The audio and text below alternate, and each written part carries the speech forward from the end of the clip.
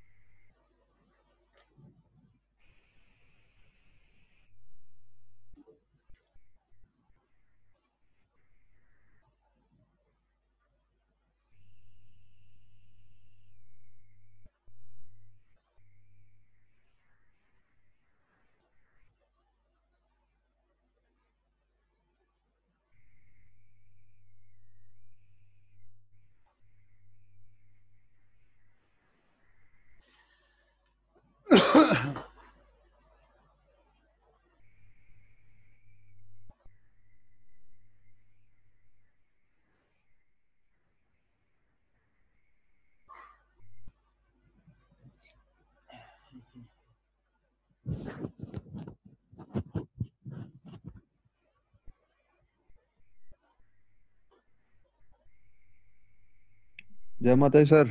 जय माता दी बेटा। Good afternoon sir. Good afternoon बच्चों। Good afternoon sir. Good afternoon. Ram गुरु ji Ram Ram. Ram Ram ji Ram Ram. Good evening. Good evening. Good afternoon. Good afternoon सबको। Good afternoon. कैसे हो सर?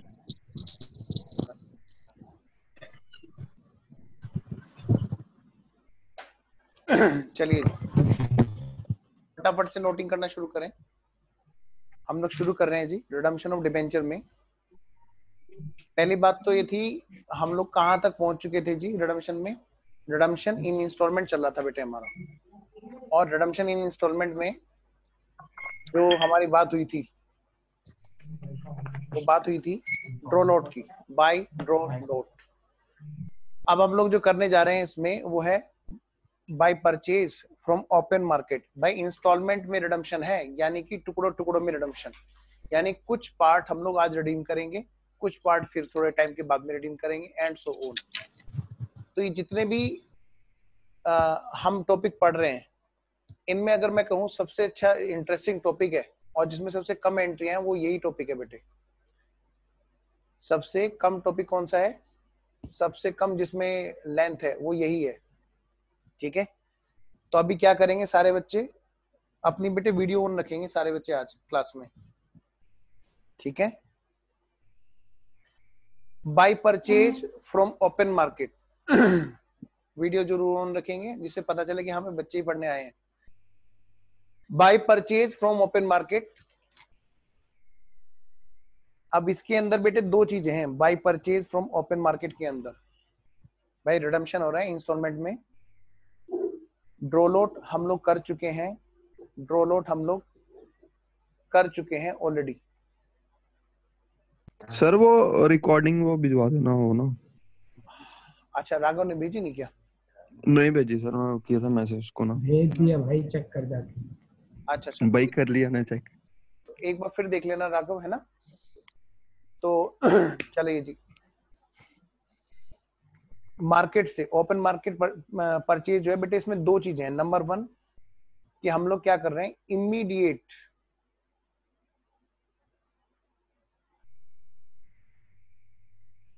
इमीडिएटली हम लोग क्या कर रहे हैं बेटे, कैंसिल्ड, तुरंत के तुरंत हम उनको क्या कर रहे हैं, कैंसिल कर रहे हैं। दूसरा केस हो सकता है क्या, purchase but cancelled at further date, या हाँ किसी और डेट पे जाकर के हमने क्या किया बेटे, उसको कैंसिल किया। आइए जी, जब हम लोग इमीडिएटली कैंसिल करते हैं तो इमीडिएटली कैंसिल में क्या होता है कि हमने तुरंत के तुरंत उन डिबेंचर सर्टिफिकेट्स को लिए और डिस्ट्रॉय कर दिया। अब लोन तो उतर गया है, अब जो सर्टिफिकेट है हम उनको डिस्ट्रॉय कर रहे हैं तुरंत के तुरंत, that is called immediately cancellation. अब दूसरे वाला केस होता क्या है, ये केस कब होता है जी, भाई हमें पता है कि हमारे डिबेंचर्स का रिडम्पशन करना है।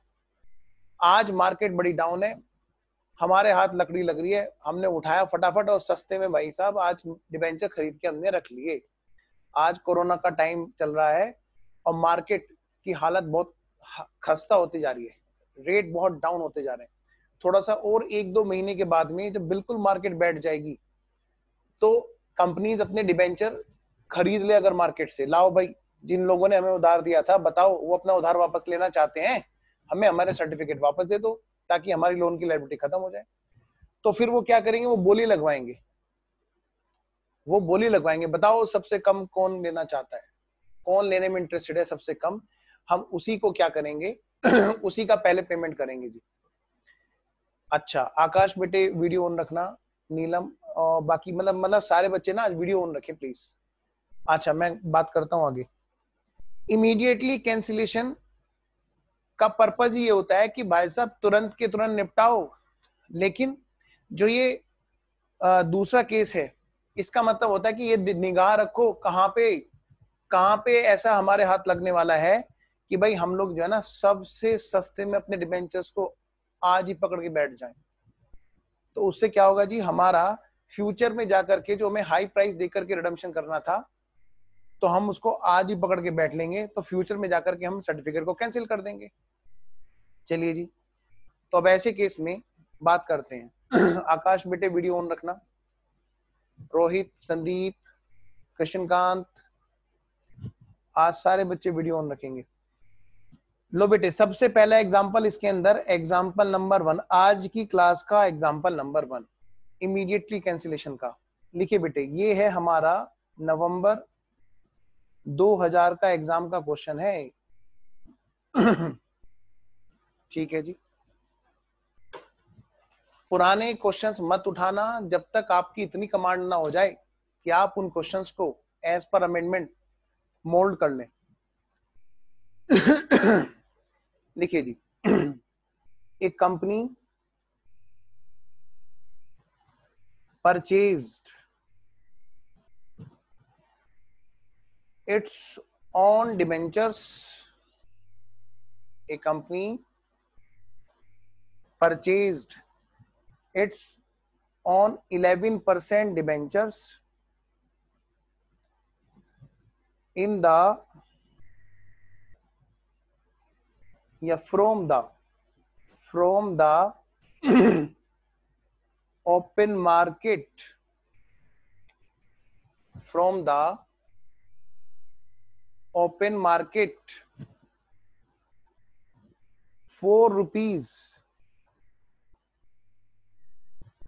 ₹50 lakh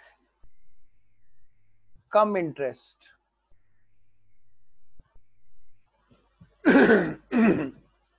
भाई 50 लाख रुपए की फेस वैल्यू वाले डिबेंचर्स उन्होंने मार्केट से खरीदे, मतलब अब ऐसे केस में क्या होगा, वो भी बेटे कम इंटरेस्ट, 50 लाख रुपए में उसने खरीद लिए जी अपने डिबेंचर्स। अब ये तो पता चले हैं कितने के, कहते हैं द इंटरेस्ट, ध्यान से, द इंटरेस्ट अमाउंट, पहले पूरा क्वेश्चन लिख लेते हैं जी, इंक्लूडेड इन दिस इज ₹1,50,000, 1,50,000 का अमाउंट इसके अंदर शामिल था। कह रहा है कि आप कैलकुलेशन करने में मेहनत मत लगाओ, आप बस दिमाग उस चीज पे लगाओ जो हमने आपसे पूछा है। एक कंपनी ने 50 लाख रुपए में ब्याज समेत पेमेंट करके अपने डिबेंचर वापस ले लिए।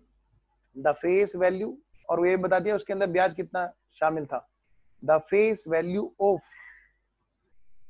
सच purchased debenture were ₹52 lakh, 52 lakh रुपए। भाई डिबेंचर जो परचेज किए गए उनकी वैल्यू थी बेटे कितनी, 52 लाख रुपए की फेस वैल्यू। हाँ जी, आज सारे बच्चे वीडियो ऑन रखेंगे। नेक्स्ट, देन कम, सर आपने 50 लाख के नीचे कम इंटरेस्ट लिखा है क्या? हाँ बेटा कम इंटरेस्ट है ये, 50 lakh cum interest. The company cancelled so purchased debentures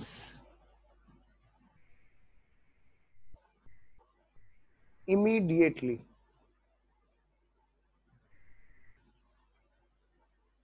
pass necessary journal entries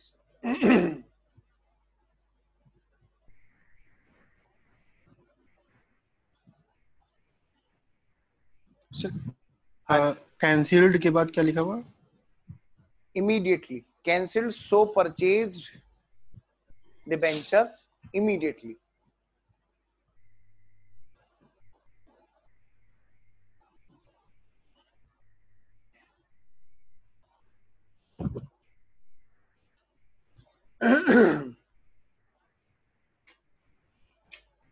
शुरू करें बेटा जनरल एंट्री पास करना। आज हमारा फोकस इंटरेस्ट की एंट्री को साइड करके मेन रिडम्पशन की एंट्री पे रहेगा, लेकिन इसका ये मतलब नहीं होता कि उन क्वेश्चंस में इंटरेस्ट की एंट्री नहीं होनी है। खैर फिलहाल इस क्वेश्चन में तो ऐसी कोई भी बात नहीं है क्योंकि डेट ही नहीं दे रखी है हमें, तो जून 30 दिसंबर 31 मानते हैं, लेकिन इसने हमसे पूछी क्या है, सिर्फ इससे रिलेटेड एंट्री पूछी है। तो आइए बेटे मैं शुरू करता हूं जी। हटा दूं क्वेश्चन सामने से? चलिए जी मैं ओके शुरू हो जाओ बेटे। यहाँ पर दो तरीके होते हैं, तो मैं यहाँ पर एक अल्टरनेटिव लेफ्ट और एक अल्टरनेटिव राइट, दोनों में से किसी भी एक तरीके से, क्या मतलब इनमें से आप कोई भी एक अल्टरनेटिव तरीका यूज करेंगे एग्जाम में जो बिल्कुल सही होगा। चलिए जी अब क्या है भाई, मैं लाता हूं फुल स्क्रीन पे आपके कॉपी।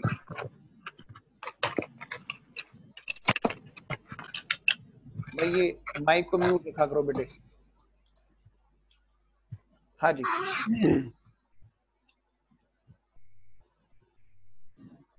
सबसे पहली बात यहां पर सबसे पहली एंट्री क्या होगी जी, 12% डिबेंचर्स अकाउंट डेबिट और इंटरेस्ट अकाउंट डेबिट। आप सबको बताया कि कम इंटरेस्ट है और बेटा क्या टू बैंक और सस्ते में, हमने सस्ते में खरीदा जी। भाई कितने की फेस वैल्यू है, 52 लाख की, जिसका रिडम्पशन हुआ। ठीक है सर। और बेटे पेमेंट कितना गया, सिर्फ 50 लाख का, और तो और इस 50 लाख के अंदर ब्याज भी जुड़ा हुआ था, कम इंटरेस्ट था तो कम इंटरेस्ट था, तो यानी कि देखा जाए तो 52 लाख के डिबेंचर बहुत सस्ते में छुड़ा लाए। 52 लाख के डिबेंचर कितने में लाए हम, 50 लाख में से तो 1.5 लाख गए, तो 48,50,000 में आ गए। तो डिफरेंस मैं लिख के यहाँ पे काटूंगा, मैं यहाँ पे लिख के काटूंगा। पहले होता था मैं यहाँ पर लिखता था, हम लोग यहाँ पे लिखते थे कैपिटल रिजर्व, आज भी ये लिखना चाहते हैं, लेकिन हमारा जो मॉड्यूल है वो साइलेंट हो गया है।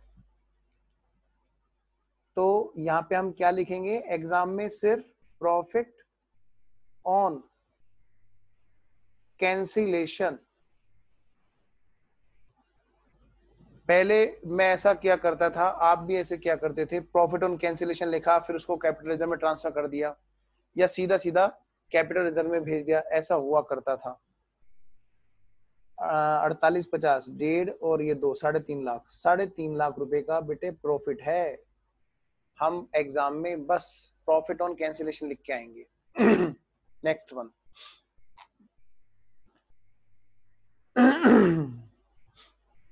अब इस क्वेश्चन में हमें कंपनी के बारे में ये नहीं बता रखा, लिस्टेड है अनलिस्टेड है, हमें कुछ नहीं करना। मैं पुराना स्कैनर का क्वेश्चन उठा के बैठा हूं बेटे, ठीक है। तो इसलिए मैंने डीआरआर वगैरह का कोई पंगा नहीं लिया इस टाइम पे, ताकि आपका सीधा सीधा फोकस इस पे रहे। आइए जी नंबर सेकंड,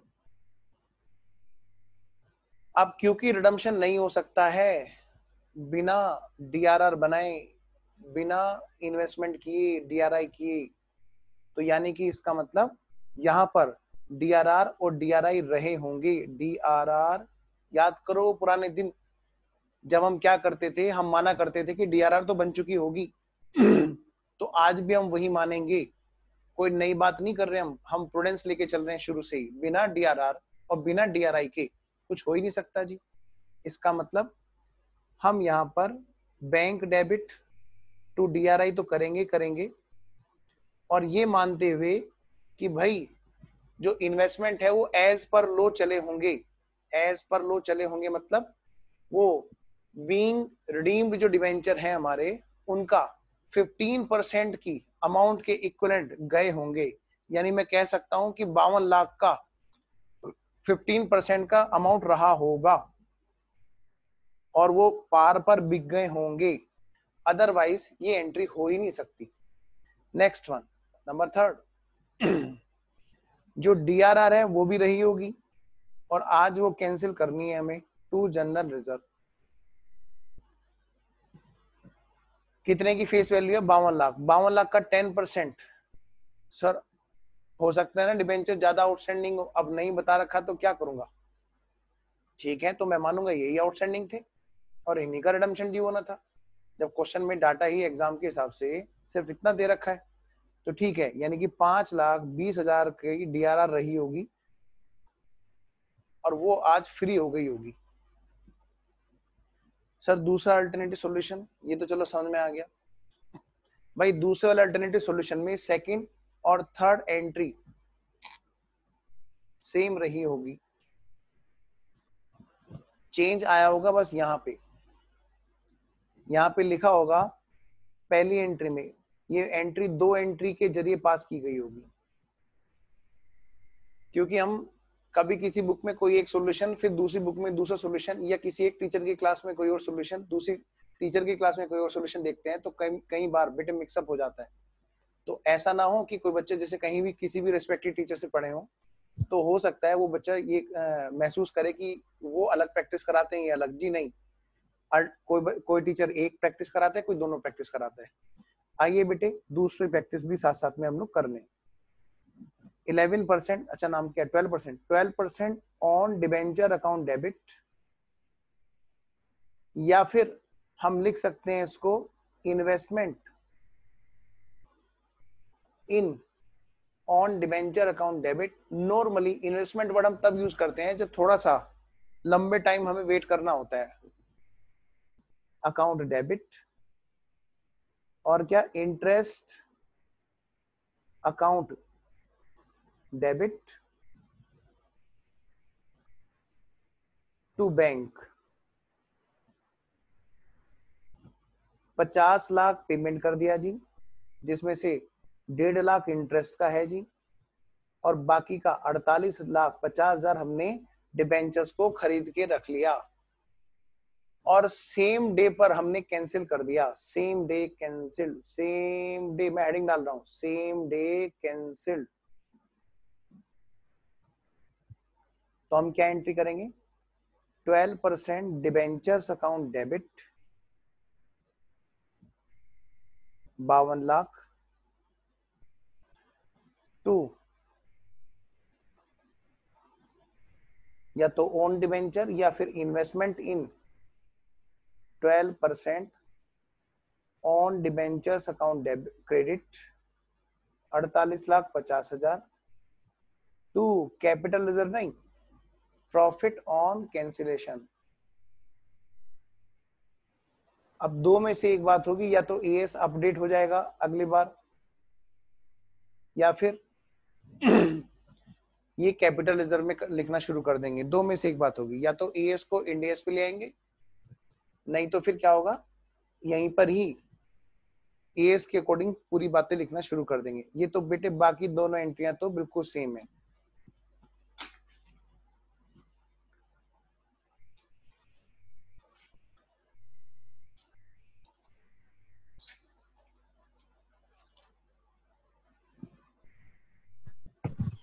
सर आपने इसमें अल्टरनेटिव वाले में फर्स्ट एंट्री में लिखा है ना 12% ओन डिबेंचर्स, हाँ उसके जी, बाद नीचे इंटरेस्ट के बाद लिखा आपने। इंटरेस्ट अकाउंट, ये एक्चुअली मैं लिखने वाला था इन्वेस्टमेंट करने पे, तो इंटरेस्ट अकाउंट है बेटा ये। ओके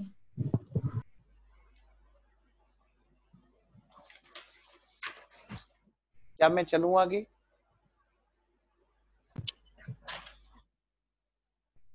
हाँ जी बेटा, आओ चलो। यस सर हो गया। रुकना है? यस सर, हो 2 गया सर, हो मिनट। गया।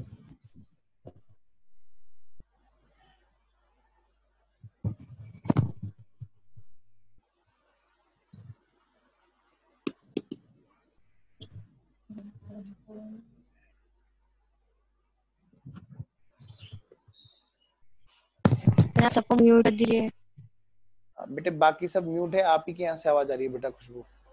सर एक डाउट सर था। आपको दिख नहीं रहा है एक तो। मिनट, मैं दोबारा से म्यूट करता हूँ। हाँ जी, आप पूछो सारिका। सर मुझे सर डाउट मुझे था। डाउट नहीं है। किसको? मैं नीलम, पूछो बेटे जल्दी डाउट। हाँ सर मैं ये पूछ रही थी कि यहाँ पे जो आपने लिया है तो हमेशा यही अज्यूम करेंगे कि आउट ऑफ प्रॉफिट हो रहा है, इसीलिए डीआरआई और डीआरआर बना रहे हैं ना हम लोग यहाँ पे, मतलब रिडीम कर रहे हैं। मैं रिपीट करना, क्या समझेंगे? मैंने पूछा कि अगर आप लोग हम लोग को क्वेश्चन में कुछ नहीं दिया तो ये अज्यूम करना पड़ेगा कि आउट ऑफ प्रॉफिट रिडम्पशन हो रहा है। हमेशा बेटा, हमेशा हमेशा। ये नोट भी डालना पड़ेगा? नहीं बेटे, वो इम्प्लाइड होती है। एक होती है अजम्पशन, एक होती है प्री अजम्पशन। ठीक है, वो प्री अजम्पशंस होती हैं। तो ये आउट ऑफ प्रॉफिट हमेशा ऐसे ही अज्यूम करना, आउट ऑफ कैपिटल लिखा तो ही अलग होगा, नहीं तो हर बार ये रहेगा। बिल्कुल सही कहा आपने। मैंने कहा ना आपसे, जब तक स्पेशल बात नहीं कहेंगे हम एक जनरल चीज लेके चलेंगे। आइए जी, अगला क्वेश्चन है हमारा, नवंबर 2008 का आया था एग्जाम का। हाँ सर जी, हाँ जी। अगर इसमें by chance profit on cancellation की जगह लॉस होगा तब भी हम जब भी डीआरआर बनाएंगे। बेटे डीआरआर की तो बात ही नहीं है, डीआरआर से उसका लिंक नहीं है। लिंक है उसका प्रॉफिट है कि लॉस है। ठीक है, पहली बात मैं आपको एक बात बता दूं, ओपन मार्केट में परचेज करने पे never never loss, okay sir. क्योंकि वहां पे हम बिडिंग ही कराते हैं। ठीक है, यस सर। आओ जी, नवंबर 2008 का एग्जाम का क्वेश्चन है। On 1 April mister x purchased 12% debentures in Corona Limited for rupees 65,000, नहीं 6,50,000.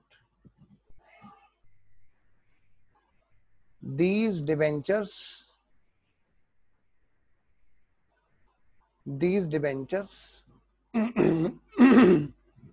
were having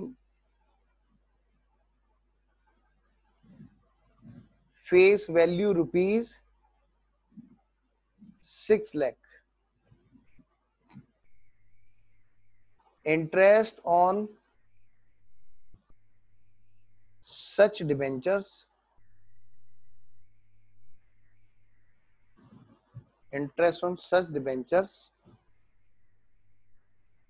fall due on 30th June and December 31st. Sir such debentures के आगे क्या लिखा है? In Corona Limited. नहीं सच डिवेंचर्स नीचे sir. Such debentures interest and fall due. Interest on such debentures fall due on 30 जून और दिसंबर 31।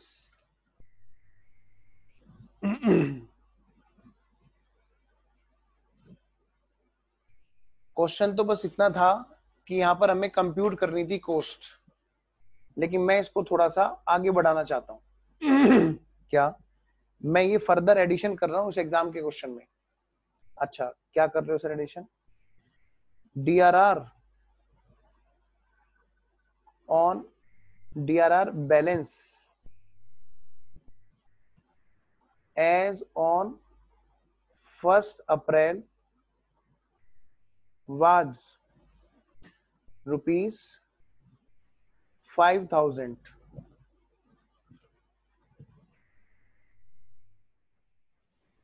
comma, while face value of all outstanding debentures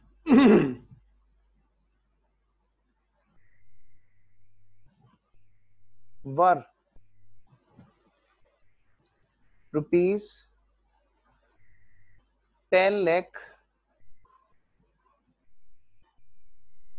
as on 1st April। भाई 1 अप्रैल को जो डिबेंचर्स थे outstanding वो 10 लाख रुपए के थे। ठीक है जी, देखिए next. The debentures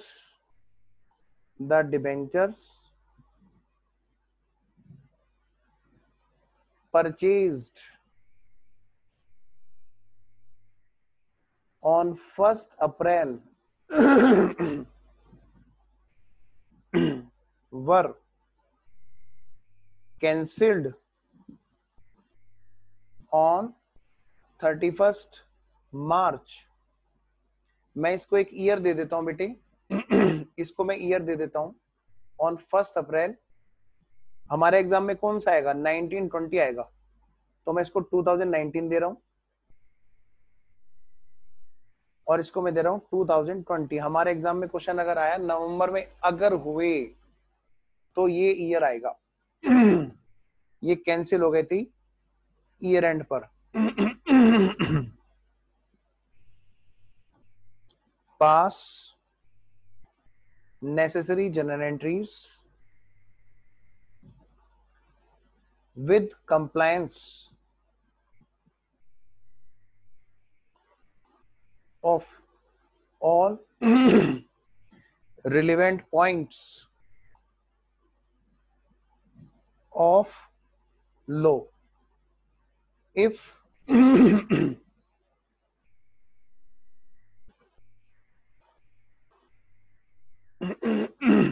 if Corona Limited। अच्छा, इसको ना एक काम करो, जो अप्रैल 1 को मिस्टर एक्स है ना, मिस्टर एक्स को कर दो एक्स लिमिटेड। क्या कर दोगे? X limited. क्या कर दोगे? X limited.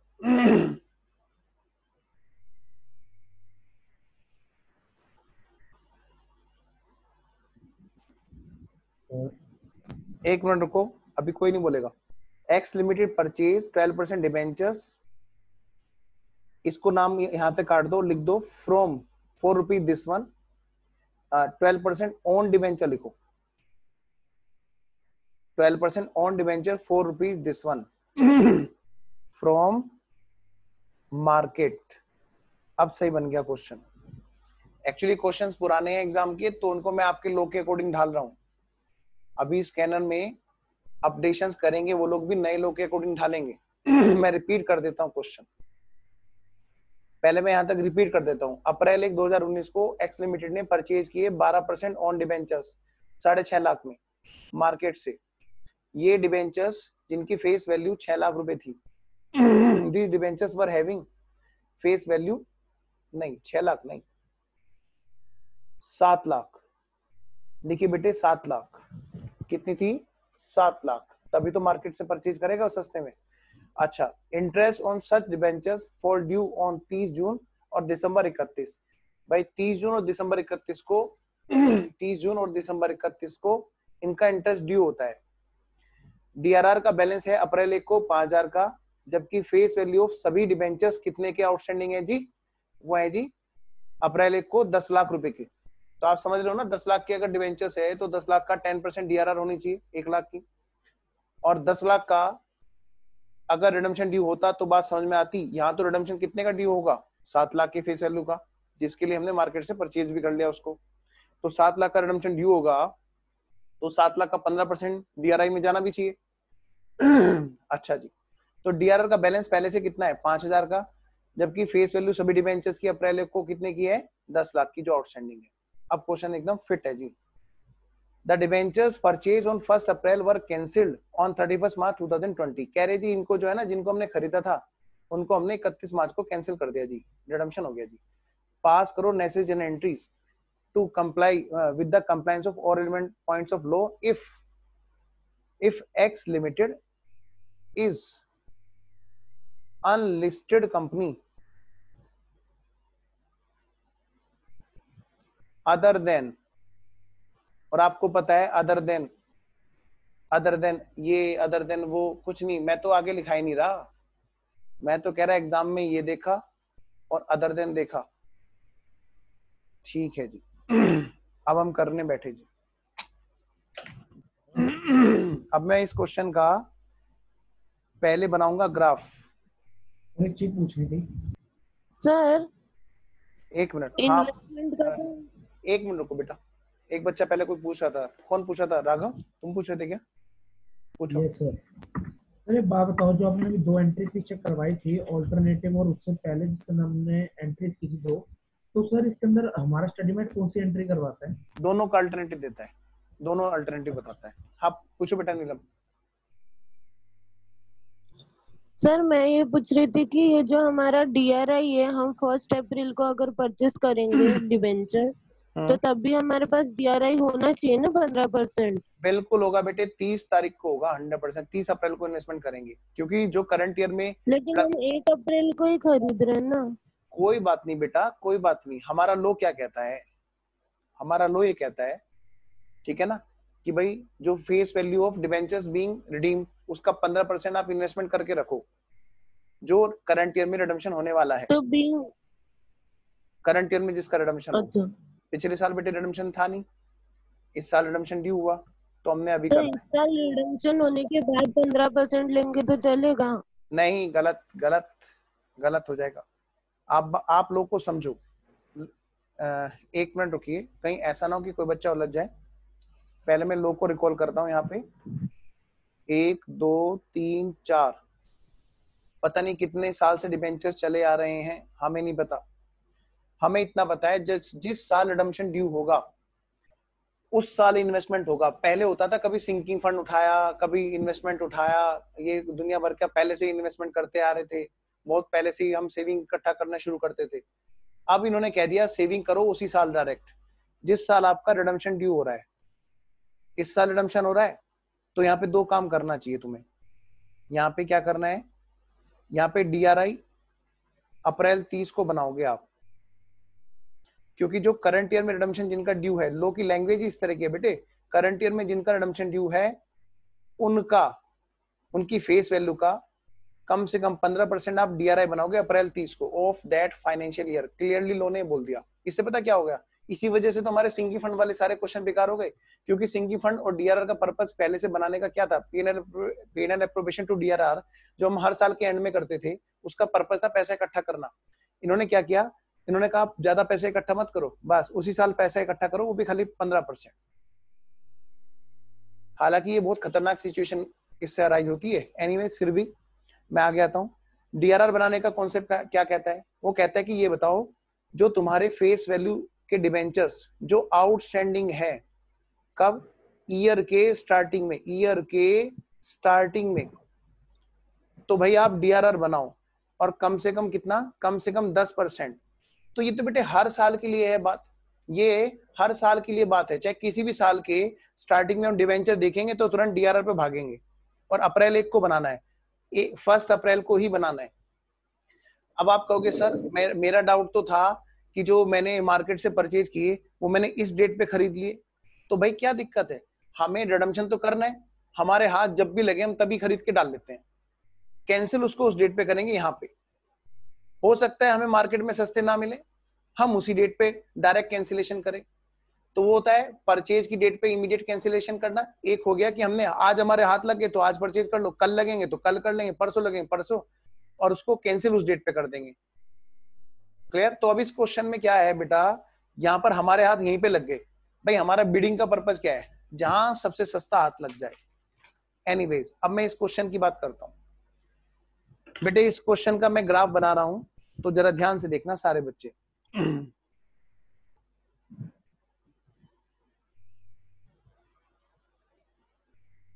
यहां पे रिडम्पशन प्रीमियम पे नहीं दिखाई देगा आपको, क्योंकि बात ही ओपन मार्केट के परचेज की है।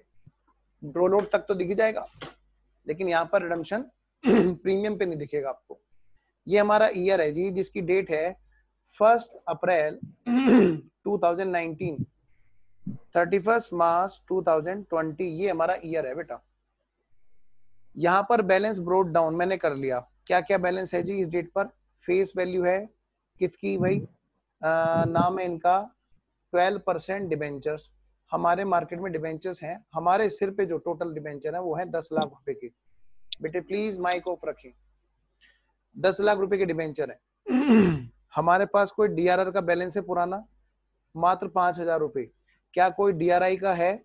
अभी जरूरत ही नहीं है। लो कहता है भैया जिस साल रिडम्पशन करोगे उसी साल आप डीआरआई बनाना और उसी साल भेज देना, क्योंकि अब नया लो आ गया ना बेटा। पहले होता था जब सिंकिंग फंड होता तो इन्वेस्टमेंट भी होता था सिंकिंग फंड का, अब तो बात ही खत्म। ओके नेक्स्ट, तो डीआरआर का बैलेंस ये है जी। ओके, हमने क्या किया, हमारा यहाँ पे रिडम्पशन है बेटे, यहाँ पे हमारा रिडम्पशन है बाय कैंसिलेशन। हमने इस डेट पर कैंसिल किया डिवेंचर्स को।